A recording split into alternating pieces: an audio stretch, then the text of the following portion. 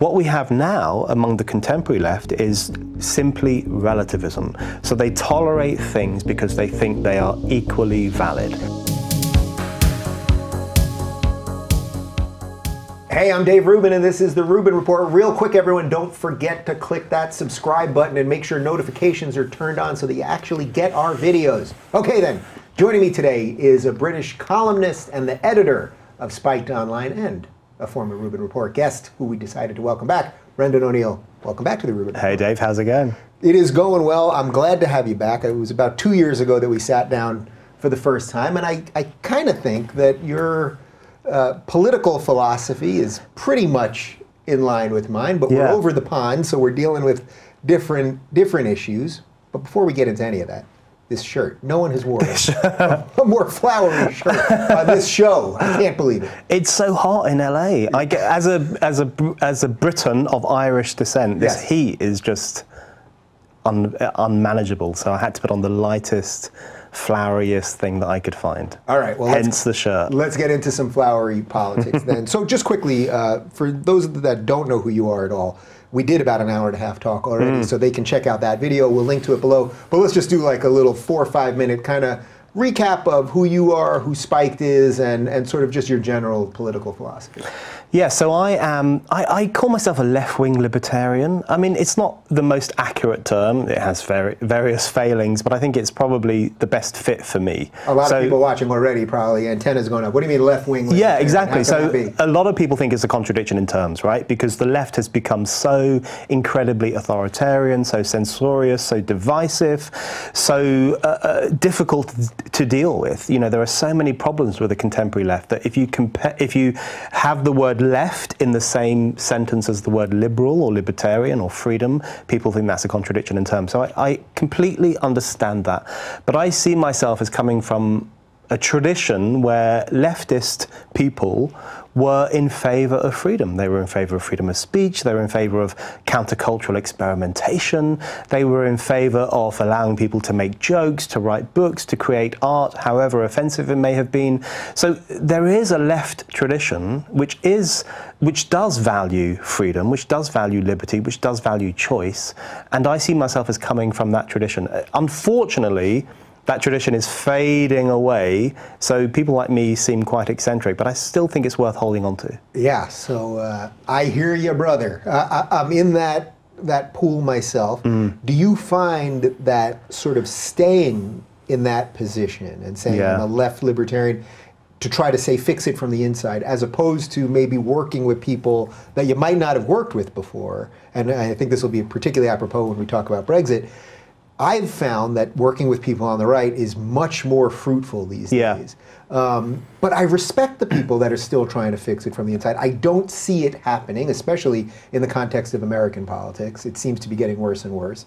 But when you say left libertarian, is that because you're still trying to kind of fix sort of what's going on with leftism from inside the machine? No, I don't think leftism is fixable. I mean, I spend my whole life in a state of kind of just apoplectic fury with the left. I'm so disappointed with what has become of the left.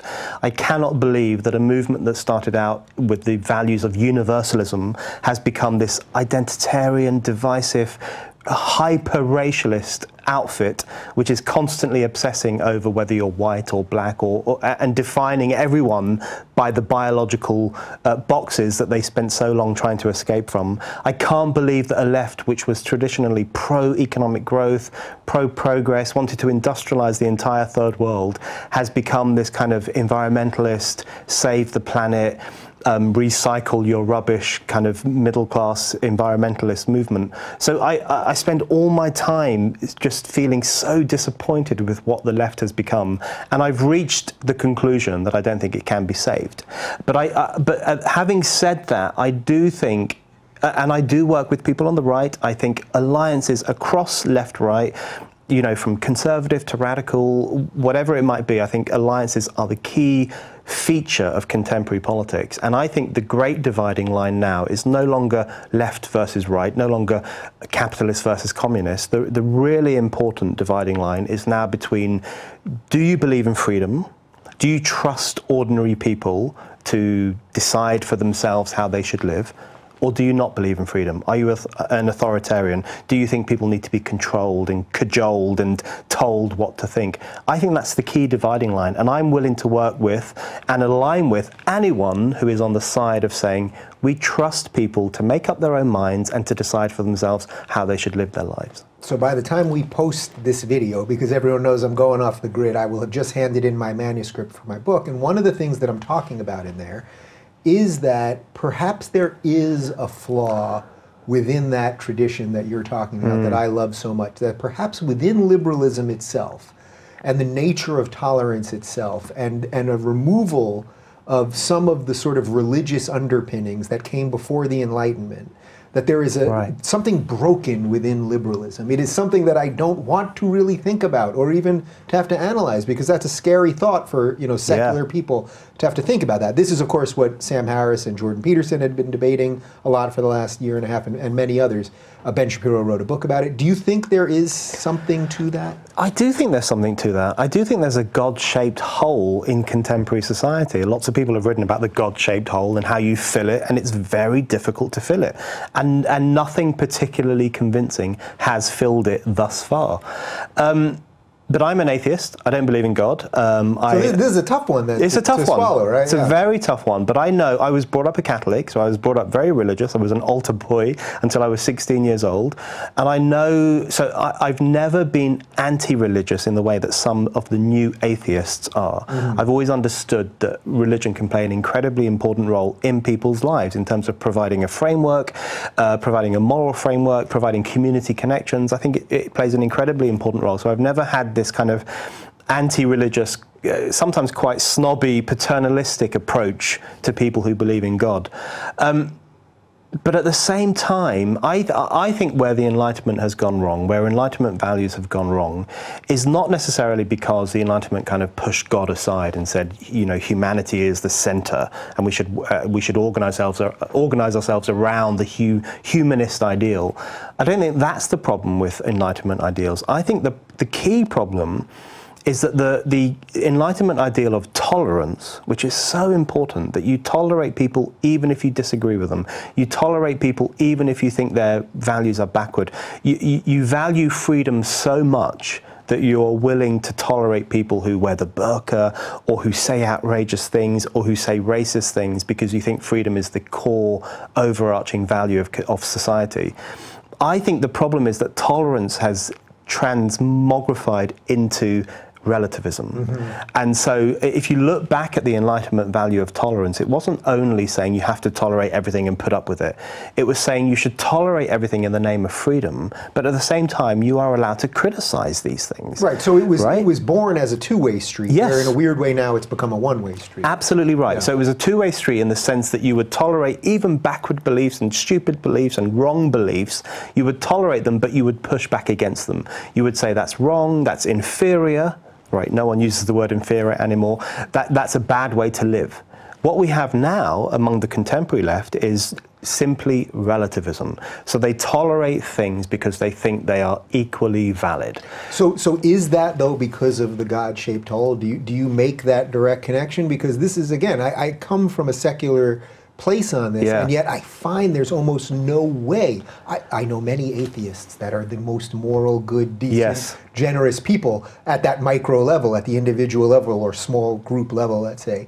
But I'm finding, especially in a time going against this radical, leftist, authoritarian monster, that's why liberalism is sputtering right now, because it has that tolerance piece that's now being used against it. Yes, I think that's a key problem of our times.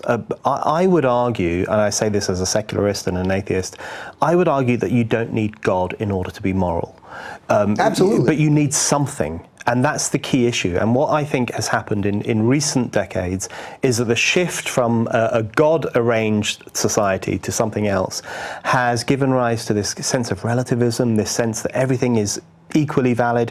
So in the UK, for example, Boris Johnson, who's currently running to be leader of the Tory party and the next Prime Minister, he got into a huge amount of trouble for criticising the burqa. He said that women who wear the burqa look like bank robbers, they look like letterboxes, they look crazy. I wish they wouldn't wear this garment. And it caused this huge, enormous fuss, and people said he should apologize and retract, and these kind of, this furious woke lobby was saying he was Islamophobic and all these other things, accusations that they throw at you. What they overlooked is that in the same article where he made these ridiculing points, he also said, we have to defend the right of women to wear whatever they want to wear. So I actually thought that he actually summed up the traditional view of tolerance, which is that we tolerate people who wear the burqa, even if we think it's a stupid thing to wear, and I actually share his view on that. But we also push back against it. We criticize it. We say that it's not a nice way for women to live. And so I think that's what's being lost, the critical aspect of tolerance, where you don't only tolerate people's views and lifestyles, but you also criticize them. That aspect is being lost, and I think that explains a lot of why we're heading into this politically correct, woke culture in which you're not allowed to criticize anything. How much of that do you think then is directly related to the media? Because the way you just described his comments, so he says, you know, I don't want women to have to wear the burqa, but they should be able to choose. That's a big but right there. Yeah, absolutely. This is the type of thing we see with Trump or almost anyone on the right all the time these days. There's a headline that sounds awful and racist and whatever, and then you have to dig into, you know, page 8, chapter, you know, paragraph 39, where then you see the qualifying statement, and it's like, oh, well, actually what they said kind of wasn't that bad. I think that's absolutely right. I think the media has an awful lot to answer for, and so does social media, because what you have is a situation today where anyone who makes a statement, even if it's a reasonable statement, social media and the media will latch onto it and say you're racist, you're Islamophobic, you're a misogynist.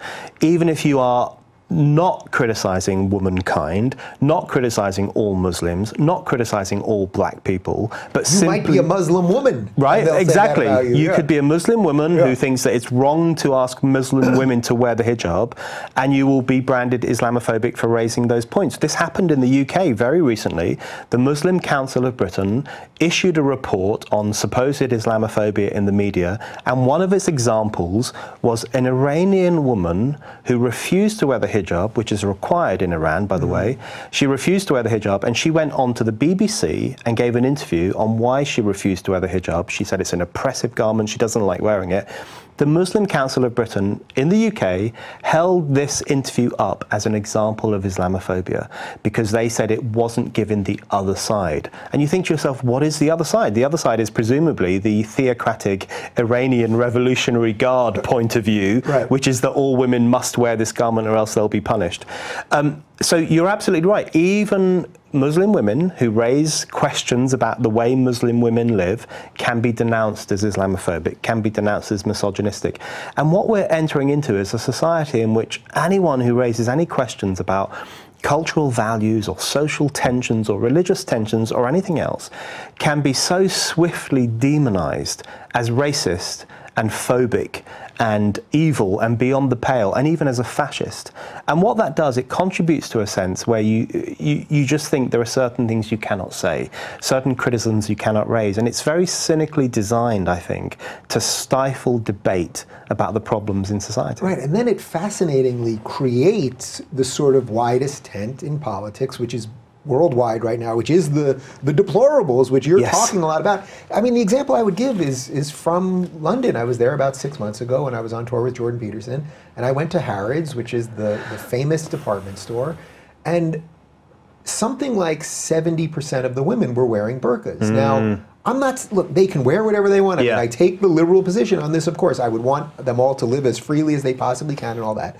But what I would say is it struck me as odd. I wasn't in Saudi Arabia, I wasn't in Iran, but not only that, and having nothing to do with racism or bigotry or any of those things, which is so stupid that I even have to elucidate that point to you. If I had walked into Harrods and there had been 70% Amish women or Orthodox Jewish women or something else, that would be odd too. It would have struck me as a little odd. This doesn't feel like whatever London felt like at one time. And if you don't let people just think about that or talk about it, then you're going to lead to all sorts of other crazy things. Absolutely right. I think Harrods and Selfridges, which is another famous posh shop in London. Well, the reason, let me just one other thing, the reason it struck me so odd is because I am aware that we live in a weird time related to terror and everything else, and that when you're in a place that has, I mean, Harrods is just packed. You're just sort of moving with a mob from room to room because it's so packed. Well, if there were groups of men that you could only see their eyes, you would think it's alarming. I mean, that just is.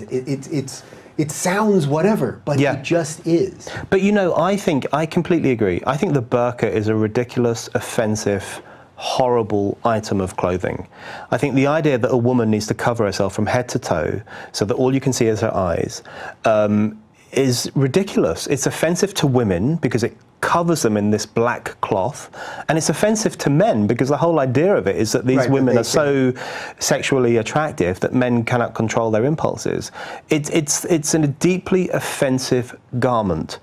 I also happen to defend women's right to wear it, even though I know that's very complicated because I know that lots of women don't exercise free choice when they wear this garment. But my great concern is that if you were to say in the UK or France or Belgium, if you were to say you are banned from wearing this garment in public, my great concern is that most of those women would not go out in public. So I think it would actually limit their freedom in a way that would be incredibly destructive.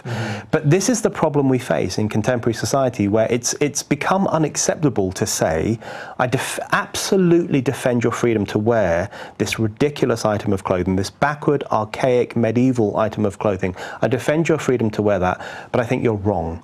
I think it's antisocial. I think it makes life more difficult because I cannot see your face, I cannot engage with you. That's where I think political correctness is really causing problems, where it's no longer acceptable to say, fine, do what you want to do, but everyone else must have the right to criticize what you do.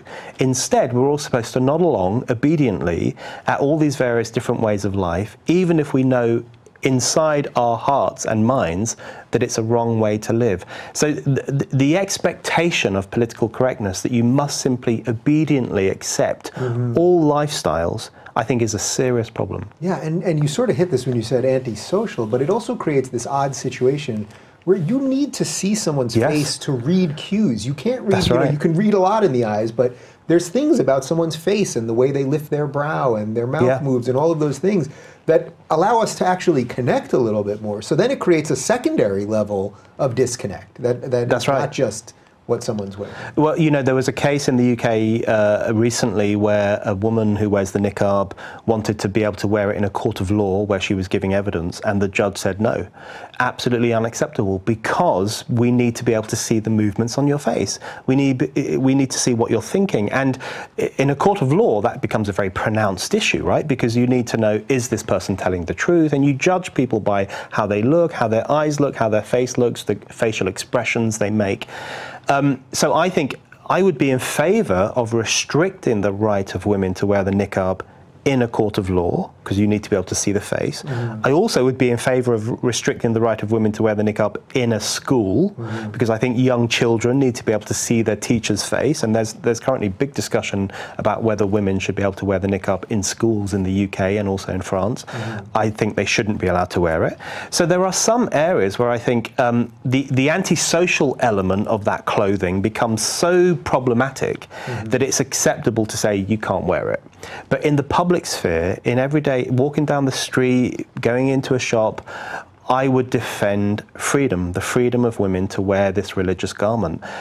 And additional to that, I would defend the right of everyone else to criticize the fact that these women wear this garment without being branded Islamophobic, because that phobic accusation is used so often these days to brand anyone who simply raises questions about Islam or transgenderism or any aspect of contemporary woke politics. Anyone who raises any criticism of that can so swiftly and easily be denounced as phobic that it just becomes incredibly difficult to have an honest discussion about the society we live in. Okay, so I think that's a perfect segue then when it comes to having an honest discussion about what's happening in contemporary society. You've been one of the most outspoken Brexit supporters, and sort of one of the people that I think is kind of giving it its intellectual backing. So we touched on this a little bit 2 years ago, roughly, so it's hard to believe this is still being discussed. But for the layman who knows nothing about Brexit, what was Brexit about? Let's just do that in 2 or 3 minutes, and then we'll get caught up to where we're at now. Yes, so in my view, Brexit is the most important political issue in the Western world. What happened is in June 2016, which is so long ago now, Seems like another world already. It's crazy. 17.4 million British people voted to leave the European Union. That's the largest block of voters in the history of the United Kingdom. That many people have never voted for anything. So they voted to, it includes me, 17.4 million people voted to leave the European Union because the European Union is an anti-democratic, technocratic, bureaucratic, illiberal, PC institution which just drains the life out of democracy and freedom of speech and all these other key issues. So we were right, I believe, to oppose the European Union. So we voted against it. The idea was that we would have this referendum and whatever we decided would be acted upon. We were told that again and again and again by David Cameron, who was then the Prime Minister. 3+ years later, we're still in the European Union. We haven't left. And it looks increasingly like we won't leave. So there is now talk of having a second referendum. There is now talk of simply overriding the vote. There is now talk of Parliament using its power to deprive the public of the thing that they voted for and simply preventing it from happening. I think if that happens, it will be a really key event in the history of Britain, because what it will say is that we are no longer really a democratic nation. We are no longer really a democracy. We're no longer a nation that takes seriously what ordinary people think. So I think a lot of people across the Western world really should be keeping a close eye on Brexit, because if Brexit doesn't happen, then the whole nature of democracy, the whole democratic era, which has only existed for a few hundred years, will be called into question. Because basically at that point, plenty of other Western leaders who might have some authoritarian tendencies might go, well, actually, it doesn't really matter if I win or lose an election because look what happened over there. We'll delay and delay and delay long enough until the people either start flipping or we can make up enough lies or demonize enough people and then... That's right. Congrats to me, I'm still in power. That's right. And, you know, a lot of people used to look to the United Kingdom for a democratic example. And I was thinking about this recently. It was recently the 30th anniversary of the Tiananmen Square massacre, when you had hundreds of thousands of Chinese citizens on the streets of Beijing and across China, in fact, demanding democratic rights, demanding the right to freedom, demanding the right to choose their government, a very basic right that people like you and I take for granted, which people in China don't have. And when that massacre happened 30 years ago in 1989, British Democrats, British liberals, British humanists were talking about it all the time. They were fully in favour of these people who were struggling for the right to democracy, for the right to a democratic say in their lives and in their communities.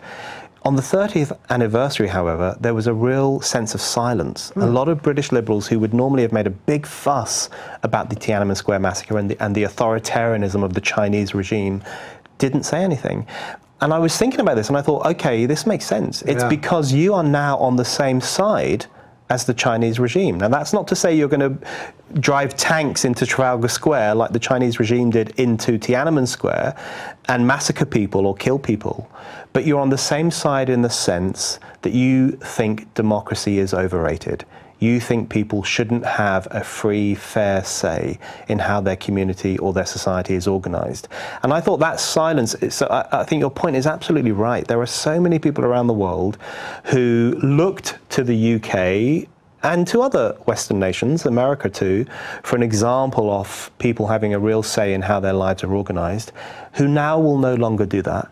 And you have foreign regimes around the world who will look at the UK and, they'll see that there are members of parliament and government officials who are hell-bent on overriding the largest democratic vote in the history of our country.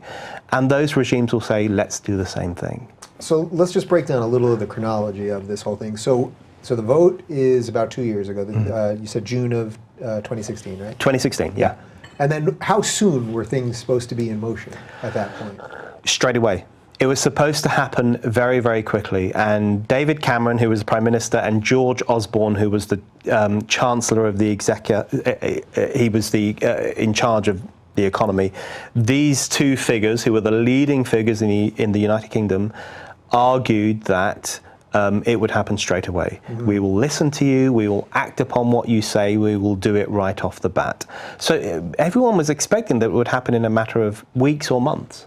And people went to the ballot box with that view in mind. They thought, right, this is the first election in which I'm not simply being asked to choose between a party who will run the country. Mm-hmm. We're all asked that in every single election we take part in. This was a different election. This was an election in which we were being asked to decide the political makeup of the nation, the constitutional nature of the nation. Should we be entangled with the European Union, or should we be completely independent of it? So a lot of voters I spoke to said that this is the first time they felt that their vote had real consequence and would change the country entirely. So people relished the opportunity. Voter turnout went up enormously. It was 72%. Normally it's around 60%. So there was a huge rise in voter turnout, especially in working class areas and poor areas where people don't normally vote. And people came out in their millions and said, let's leave the European Union. And they expected it would happen very quickly. More than 3 years later, it still hasn't happened. So what happened that caused the pause, the delay, and now the possible reversal of this entire thing? Well, the key issue is that the political class doesn't want to leave the European Union. I mean, this is the great tension in the United Kingdom at the moment, and I think it's actually reflected in American politics to a certain extent too, and across Europe in fact as well.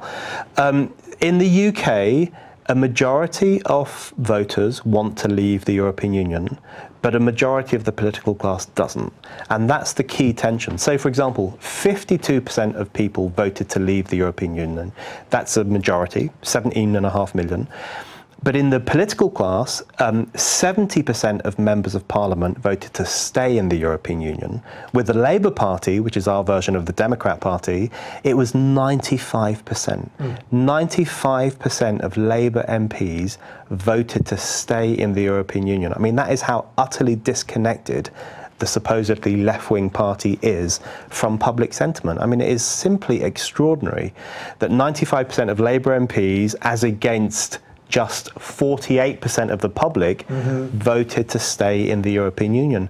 So we have this difficult, historically unprecedented situation where the people want one thing and the political class want another. And the great unfortunate thing is that the political class is getting its way. So, okay, so I think the average person listening to this, at least from an American lens, would go, well, wait a minute. We have elections, and no matter what the result is, incumbents get booted and they got to go. We bring in this guy, this whole thing happens. They keep telling us that Trump's never going to leave office, but in many ways, with the Democrats that wouldn't accept this election, okay, all that. So what actually is happening? I mean, are they literally just that percentage, that 70%, they're just saying we're just not going to put the processes in motion that would allow for, so they're not denying that they're denying the will of the people. I guess that's what I'm asking, right? Or are they? Or they're saying you were tricked, right? Doesn't that? Yes. It's a lot that you were tricked into voting for this, and we're doing what's better for you. That's the key thing. So they would never openly say we hate the will of the people. We think you're all idiots, so we're just going to ignore you. Right. You got to have a little better PR. Right. So they put a bit of spin on it. They put a kind of PC gloss on the fact that they are actually undermining the democratic process. So what they say is we were tricked, we were lied to, we're all a bunch of idiots. They call racist. We're racist, we're xenophobic. The phrase they use is low information. You are which is a fancy phrase for, stupid. Yeah. But that's what they say. You're low information. You didn't have all the information. You didn't understand the consequences of leaving the European Union. You're not educated enough. You're not switched on enough. Even people like Richard Dawkins have been saying it was wrong and stupid to entrust such a big political decision to ordinary people because they think we are inferior to them. I saw his tweet on that. But it's such an important moment because I think it really sums up where politics is going, where politically correct politics is going, where woke politics is going, because what it's doing is creating this this neo-aristocracy, where you have this layer of people who think they know better than us. They know how you should speak, they know how you should behave, they know how you should think. And they are superior to us, that they are educated, they went to the right universities, they have the right attitudes. And then down here, there are the throng, the masses, the idiots who don't speak in the right way, who don't have the right attitudes, who aren't sufficiently PC, who aren't sufficiently woke, and they can be bossed around, they can be ignored, they can be told what to do and told what to think. So I think actually that the war against Brexit, which is fundamentally a war against democracy, actually speaks to the political culture of the Western world more broadly, where you have the creation of this two-tier political system, where at the top you have these switched-on elites who think they know better than the rest of us, and they have no concern at all about bossing us around and censoring us and demonizing us and telling us we're stupid and blocking the things that we vote for. So I think at the heart of Brexit, what we can see is the elites' war against supposedly deplorable people. So now that we're 3+ years into this, do you think the damage has been done regardless at a certain level? That even if somehow Brexit is pulled off and it limps out, that the faith in the system will have been so beaten. And from my friends that are British, most of them actually were pro-Brexit, and they're so deeply depressed about how this whole situation has been dealt with that it almost seems to me that no matter what happens now, that is going to be very hard to reset. I think that's absolutely a key question, which is whether they've already gone too far. You know, I flit from day to day about whether Brexit will happen or not. But then I also think precisely that, even if it does happen now, have we gone too far down the route of anti-democracy? Because it's extraordinary, and to a lot of American people and other non-British people, it will be difficult to comprehend just how extraordinary it's been. But for more than 3 years, the majority of people in the UK, the majority of voters, have been subjected to relentless daily abuse. We've been told we are ignorant, we are stupid, we are racist, we are xenophobic, we are driven by a hatred of foreigners, we are driven by a hatred of immigration. We've been told basically that we're scum. Yeah. And then, by the way, you have your police departments in London tweeting out that we should be watching people for hate speech and a whole bunch of other things. That's right. So at the exact same time, there is this constant policing of what we say and how we express ourselves. And so there are millions and millions of people in the UK who just feel completely beaten down and abused and treated like crap, to be frank, by the political class, by the political elites, and they've had enough of it. But the question arises of how they respond to that. Will they respond to that by saying, we give up? Or will they respond to that by saying, we're going to fight back? And that's the key question of the moment in the UK, and I think across the Western world, in fact. And Nigel Farage, I interviewed Nigel Farage on my podcast a few months ago, and he made the point that the two choices facing the British population at the moment is anarchy or apathy. Do you respond to this non-stop abuse from the woke elites by being anarchist and saying, well, screw you, we're going to keep fighting for this thing that we want? Or do you respond to it by being apathetic and saying, you win, we give up? And I see that dilemma, that choice, repeated, in fact, across the Western world, which is, do ordinary people respond to the relentless harassment of them by the political class and the media class and the woke class? Do they respond to that by saying, well, no, we don't accept this, and we're going to keep pushing it back against your eccentric, crazy political worldview? Or do they respond to it by saying, we're going to slink off into our own lives and give up on politics entirely? That, I think, is the crossroads that the West is at. Yeah, that seems to be it for everybody. Yeah.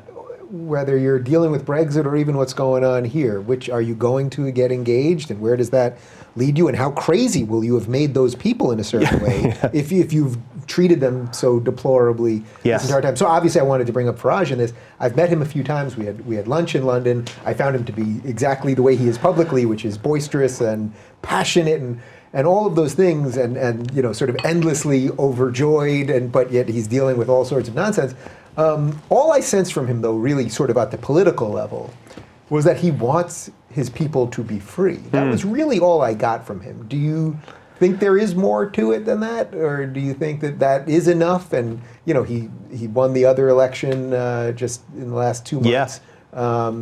Where does this sort of place him? So Nigel Farage, his most recent outlet is the Brexit Party. So he has set up a new political party called the Brexit Party, and they won the European Union elections. I mean, this is how outrageous. And it was they were formed 3 weeks before or something crazy? A few weeks before, and they won. They got more than 5 million votes. They beat the Conservative Party, they beat the Labour Party, they beat the Liberal Democrat Party, which are the three main parties in the UK. Beat all of them, and they won. And they are now the largest political party in the European Parliament. From across the whole of Europe, they are the largest party. That is how strong the sentiment is in the UK for Brexit. People are still voting for Brexit again and again at every opportunity they get. So Nigel has set up this party. I think it's a very admirable exercise. I think he is someone who genuinely wants the UK to leave the European Union. And in fact, he has devoted his working life to that for the past 20, 25 years. He was originally a leader of the UK Independence Party, and now he's a leader of the Brexit Party. But all along the way, he has been arguing that we have to leave the European Union because it is anti-democratic and illiberal and a really foul institution. And he's absolutely right. He organised a huge rally outside Parliament a few months ago called the Leave Means Leave rally, i.e. leaving the European Union really should mean leaving the European Union, which I was one of the speakers at that. So I got to meet him, got to speak to him, and I very much got the impression, firstly, that he is someone who is genuinely committed to recovering Britain's national sovereignty and Britain's popular democracy against this kind of encroaching oligarchical institution in Brussels.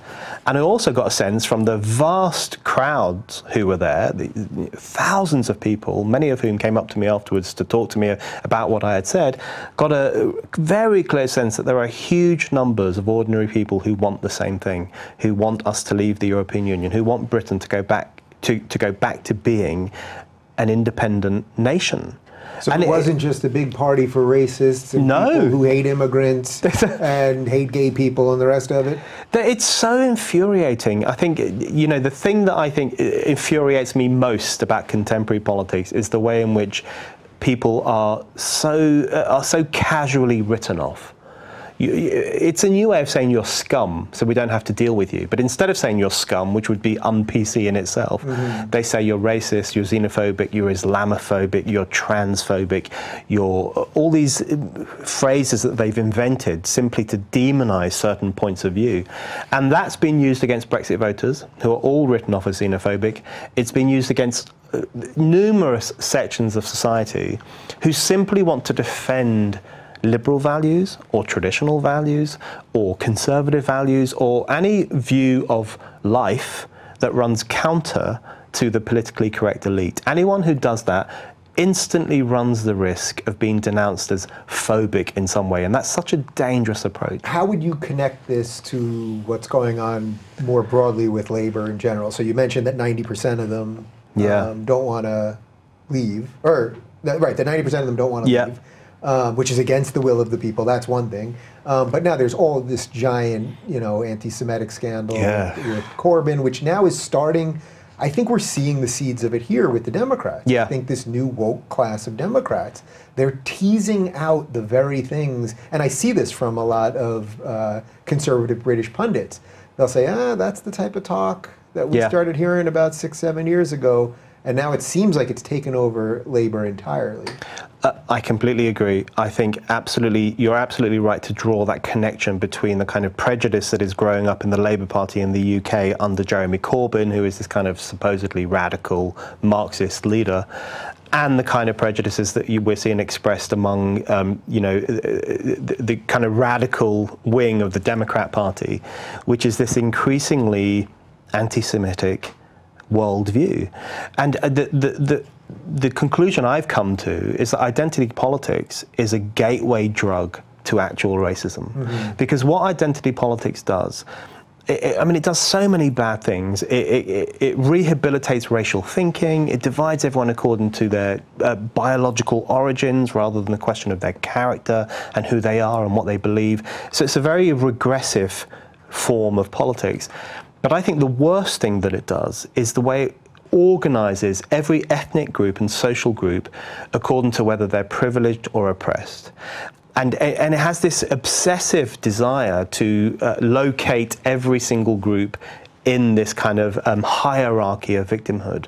And what that does, it's meant to generate sympathy for the most oppressed groups, which apparently includes, I don't know, in America it would include African Americans and Muslims and so on. It's meant to generate sympathy for them, but what it does by extension is generate hatred and bile for supposedly privileged groups. White men, straight men, cis people, I don't use the word cis, but they do use the word cis, and Jews. Because what these racist identitarians have done, they have decided in their infinite wisdom that the idea that the Jews are victims is over-egged and exaggerated and not really accurate anymore.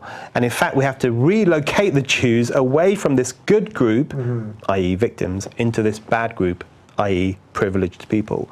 And as a consequence of that, a lot of the bile that these people throw out, the racist bile, I would say, is targeted at not only white men and cis people and so on, but also at Jewish people. So I think actually the contemporary anti-Semitism is not a product of the politics of racial superiority as it was in the 1930s and the 1940s. It's a product of the politics of identity.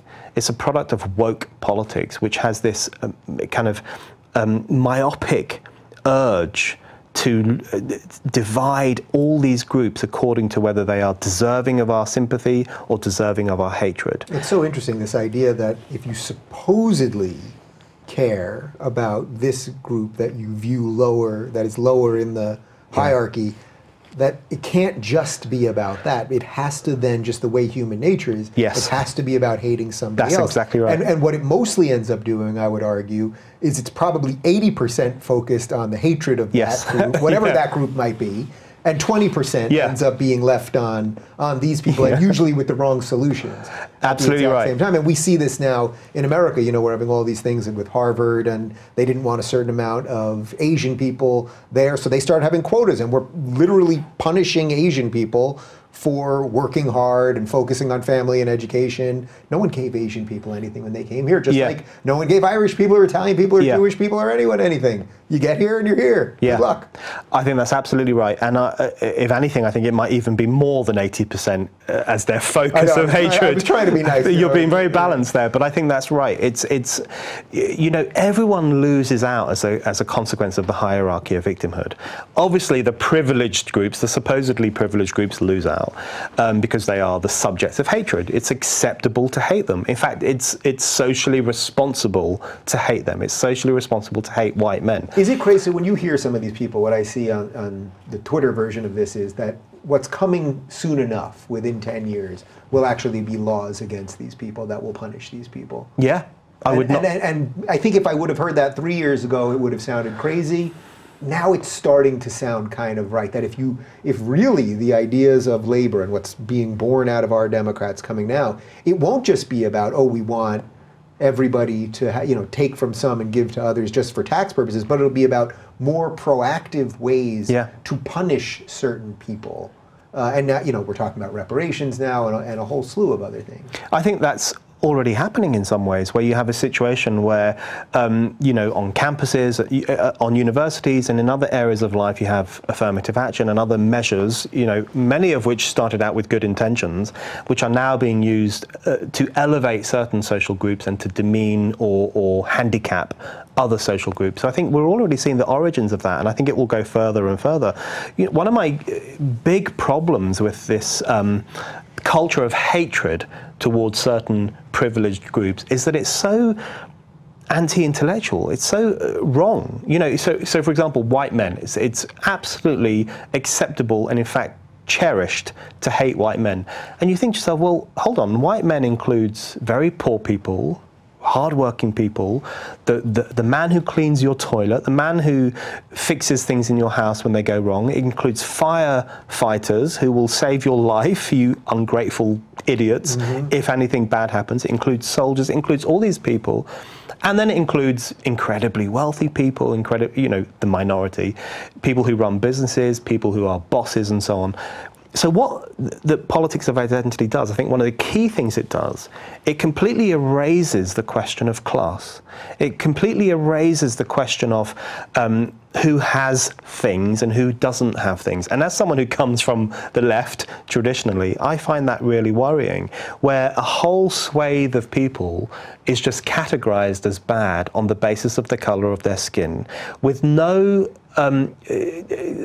discussion about the divisions within that group of people in terms of class, in terms of influence, in terms of work and everything else. So to me, it's just as bad as when I was growing up, and people would do the same in relation to black people. They would say all black people are questionable by the basis that they have a certain skin color. That was wrong, that was wicked, that was an evil approach to life, because it didn't take into consideration the fact that there are vastly different kinds of black people. The majority of them are good, hardworking, decent people, and if some are committing crimes, it tends to be a minority, it tends to be a specific problem. So it was racist to suggest that all black people were a problem. I similarly think it's racist, or it's racially charged, to suggest that white men are a bad thing. It doesn't take into consideration the fact that there are vast moral, class, political differences in this swathe of people. So since this woke monster, that's what I always call it, it's a monster, it's sort of an amorphous monster that you can't quite shape or fully understand because it's always changing and changing the rules and all those things. But because it doesn't seem to really be going anywhere, let's say, do you think that the populist movements that are now rising up all over Europe are the only way to get out of this? And are you worried about that, where that could potentially lead? Because I think this is a little bit where every time you talk about populism, you start talking about nationalism, then next thing you know, people think you're talking about ethno-nationalism, and there's this weird sliding scale. So maybe if you could kind of break down how you view those different movements. Well, I'm very pro-populist. I'm very anti-ethno-nationalism. And I don't think there's a contradiction between those two things at all. Okay, so can you just lay those out? Yeah, so I think populism is an incredibly positive moment. Now, that doesn't mean that all the populist movements around the world are good. Some of them are good. Some of them are very questionable. Some of them have bad ideas. But I do think all of them, in the round, represent a rebellion against the technocratic, politically correct elites that have risen up over the past 30 years. And we can see this with the vote for Brexit. The vote for Brexit was a very clear statement of opposition to the bureaucratic elites that run the United Kingdom. We can see it with the Gilets jaunes in France, who have been protesting on the streets every single week for about 30 weeks now. I mean, for a long period of time. They get virtually no media coverage. Well, you certainly won't see that on CNN, right? But we don't see anything about Brexit on CNN. You won't see it on CNN, but we don't even get coverage of the Gilets jaunes on the BBC, and we live right next door to France. We live 26 miles from France. It is our closest frenemy, and we don't get the coverage of what's happening there. It's absolutely extraordinary. But I think with the Gilets jaunes, that's very clearly a protest against Emmanuel Macron, the president of France, who is a elitist, paternalistic, bureaucratic politician. And we can see it across Europe. There are various left-wing and right-wing populist movements emerging, pushing aside the kind of traditional social democratic or right-wing parties and saying we need a new kind of politics. I think you can also see it in the US with the Trump phenomenon. Now, I don't think the Trump phenomenon is uncomplicated. I think it's very complicated. I think there are many problems with Trump as an individual and as a politician and in terms of what he says and what he does. But I think the vote for him through the Electoral College, everyone will say he didn't win the popular vote. We know this, but through the Electoral College, the fact that he won is incredibly significant, and I think it represented a rebellion, particularly among working class voters, where they were saying we've had enough of the establishment, we've had enough of establishment politics, woke politics, the kind of thing that Hillary and others were pushing. The problem in the US, as far as I can see, I think the Democrats have gone completely nuts, because what they have done is they are going further and further down the route off the kind of politics that the people have rejected. So let me pause you there for a sec. So since we're saying that we should view what's going on with Labour now in the UK as a sort of precursor to what's happening with the Democrats, people always ask me this, well, is there any sign that it's going to stop? And I cannot find a sign that at any moment over these last couple of years where the left went bananas and identity politics and all of these things and Trump became president, as if that wasn't a big enough sign, I've never seen a moment where the self-reflection kicked in. No. Was there any moment in Labour's descent that you saw, like a moment where suddenly there was a chance, at least, even if it didn't actually materialize, but a chance where you go, now they could kind of recalibrate and get back to saying, because we see, you know, they throw in Biden basically as the last chance, I think. It was like, take this old guy who now is going to try to play your woke game too, but he's the last thing we got. That's the great tragedy of Biden, I think. He keeps getting attacked by these woke politicians and he keeps giving in too much to them. You think, stand up for yourself, Joe. You know. Anyway. I don't even like him that much, but man, if he would just stand up to them, I would be all about it. He could clean up. Stand up. But you know, in the UK, that's a really good question, because I think there were a few moments where Labour thought to itself, where are we going? And in fact, there are still sections of the Labour Party, small sections, who are saying, we've gone too far. We've gone too far down the metropolitan, elitist, kind of woke political route, and we need to recover what we were traditionally about, which was about being a democratic party, a patriotic party, a nationalist party. Right. This sort of gets us back to where we started this interview, actually, because I was asking you, can you stay in something and fix it from the inside or somehow? My view, and I've said this to Labour supporting friends of mine, my view is that Labour cannot be fixed. It's lost. Because this has been a long time coming, in fact, and I think it's been a long time coming from the left across the Western world. And they've made the wrong decision again and again and again, and they've gone so far down the route of this kind of elitist, distant, paternalistic politics that I think it'd be very hard for them to come back from that. So the point I make to Labour supporting friends of mine who are still pro-Brexit, pro-democracy, who think ordinary people are decent and sensible rather than idiots, I always say to them, you've just got to leave. You've got to set up your own organisation. You've got to do your own thing, because it's a lost cause. But I think looking at the US, I'm just amazed at the mistakes that the Democratic Party are making. And I just think they are making all the same mistakes that the British left have made. They're going, you know, this is why I have this soft spot for Bernie Sanders, not in the sense of economics. I think his economic programme is like, oh, no, that's really not good. Right. But there's a really interesting tension between the traditional leftism of Bernie Sanders, which tends to be pretty much class-based, and the woke leftism of the new Democrats and the new left. And you can see it when they keep firing back at Bernie, saying, well, you're an old white man.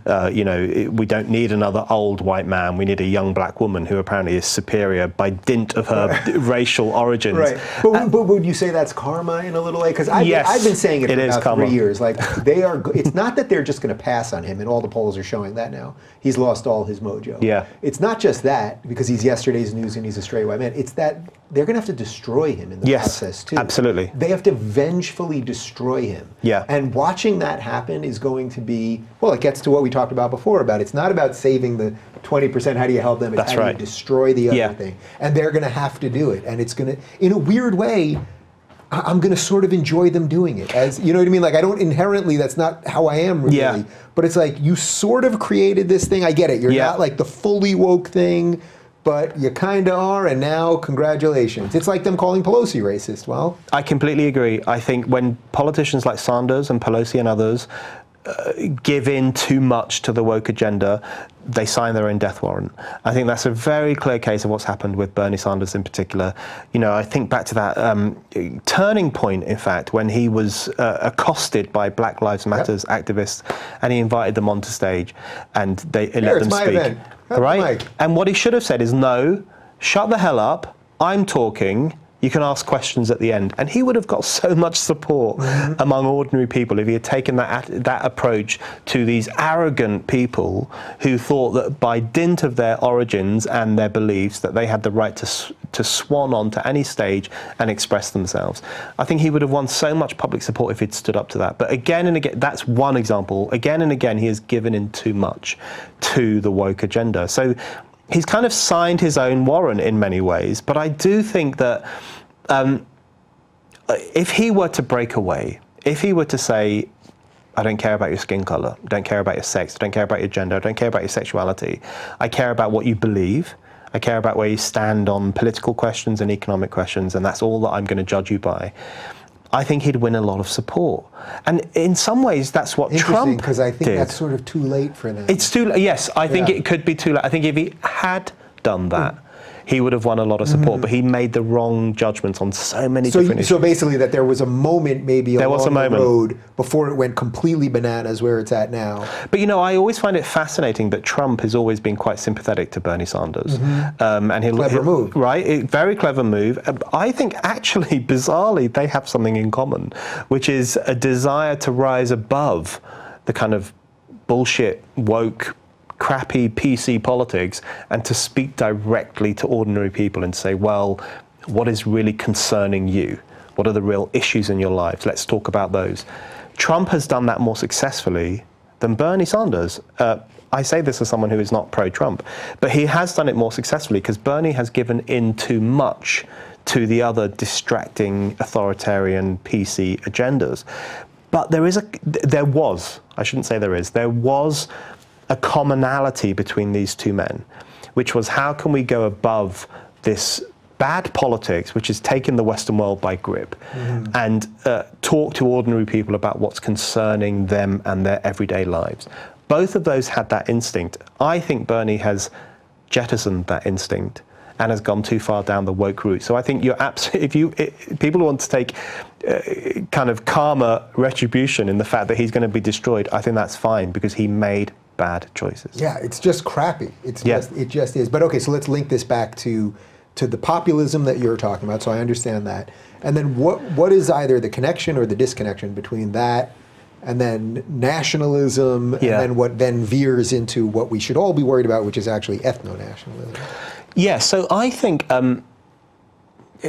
national populism is a pretty good thing because I think the only way democracy can work in a real way, meaningful democracy where everyone, regardless of their station in society, regardless of how much money they have, regardless of how much education they have, everyone has the right to an equal say in how society is organized. I think that's an incredibly important political value. I think in many ways it's the key political value. The only way that value can be upheld is if you have a coherent nation, a nation which is not interfered with too much by outside forces, which is not bossed around by a foreign oligarchy like the European Union, which, by the way, can write laws that us British people must live by, even though we have no direct mechanism for pushing aside the people who write those laws. So it's fundamentally... You don't want to outsource all your freedom to a couple of people in Brussels? Amazing, right? Yeah. So we don't want to outsource our freedom, we don't want to outsource our democratic decision-making processes, but that's what has happened. So I see national populism as an attempt to recover the ideal of democracy. And borders are actually central to the idea of democracy, because if a nation doesn't control its own borders, then it really isn't a nation at all. And if it isn't a nation at all, then it cannot have democracy, which can only really, in any meaningful sense, take place within a nation. Humanity has not thought of any other way that democracy can work other than in a nation. So so somehow people sort of think that borders are somehow against freedom, but actually they're the only things that ensure freedom. Absolutely. Yeah. And I think the right of a nation to police its borders and to control its borders is essential. Now, as it happens, I'm very liberal on the question of immigration. I would like a liberal policy on immigration in the UK and everywhere else. But I think the onus is on me to argue for that in the democratic sphere, rather than having a situation where in Europe, for example, the European Union determines how many migrants countries should take, so that's implicitly anti-democratic. Or over here in the US, you have a situation where you have these kind of supposedly radical, eccentric Democrats who just think everyone should be able to come to the US, regardless of whether they come through the legal port of entry, regardless of whether they've tried to do it in the reasonable way. They should think that people should be able to swarm into the country and do as they please. What these two things have in common is a hostility towards the idea of borders. But it's a hostility towards the idea of borders that's not based on freedom, but is based on the idea that the nation is a bad thing, and that democracy is a bad thing, and that we should just throw everything open and allow other people to decide the fate of the country. I think that's fundamentally anti-democratic. So I'm sure you're familiar with Jerome Harzoni and the Virtue of Nationalism, right? Yes. Yeah. So that basically, I think you just summed up his book right. quite eloquently there, that we need these things to protect freedom. So what's the part then that we have to watch out for as these movements rise? Ethno-nationalism is a repugnant idea. It's absolutely a disgusting idea. And I say that as, you know, I live in the United Kingdom, but I'm not originally a British person. My parents were Irish. They came to the UK. I'm a first generation British person. So, you know, all these people who say, go back home, you don't belong here, you've only been here for a few years. I mean, that applies to me, right? My family has only been in the UK for 45 years or so in terms of when my parents came over. So we're very new arrivals. The idea of ethno-nationalism would expel us instantly, and it would expel so many of the people I grew up with, black people, Asian people, Indian people, Chinese people, all these people who I grew up with, who I know for a fact felt a real sense of attachment to the United Kingdom as a nation, as a political project, as a democracy. So the ugly thing about ethno-nationalism is that it determines citizenship on the basis of race, on the basis of skin color, on the basis of the nativistic idea of where your family comes from. The great sides of the same coin, huh? Sounds awful lot like that identity politics. Exactly, and this is the great, that is such a key point, because the great irony of contemporary politics is the kinship between these horrendous ethno-nationalists who judge everyone by skin color, and these horrendous identitarians who do the exact same thing. And what both sides share in common is this racial obsessiveness, this hyper-racial awareness, where everyone has to be judged according to their pigmentation or other kind of biologically inherited traits. Whereas I think the really progressive thing to do, and I know progressive means something different in the US than it does in Europe, but the really decent thing to do. The really decent thing to do is to judge people not by their skin color, but by their character. I mean, that famous phrase. Somebody said that. Someone, I can't think who it was. Someone said it. But, you know, holding on to that idea is so important right now. Character is what counts, belief is what counts, your willingness to commit to the nation and to your community, that's what counts. It doesn't matter what color you are, it doesn't matter what sex you are, it doesn't matter who you sleep with. It's the question of who you are as an individual. And I think that is an incredibly positive idea. And it's under attack from both sides. It's under attack from the supposedly alt-right, which I know is an overused phrase, but the ethno-nationalist, and it's under attack from the left identitarians. And I think defending that idea that you can be part of a nation regardless of where you originally come from is so important. We have our work cut out for us. Which is why, unfortunately, I'm going to let you go now, but we will do this again soon. It was definitely sooner than 2 years. Because there's a lot more we can be doing here. Brendan is wise enough not to be on Twitter, but you can follow Spiked Online at @SpikedOnline. And don't forget to click the subscribe button right here on YouTube and make sure to turn on notifications so that you can actually see our videos in your feed. How novel. I know, it's crazy, isn't it?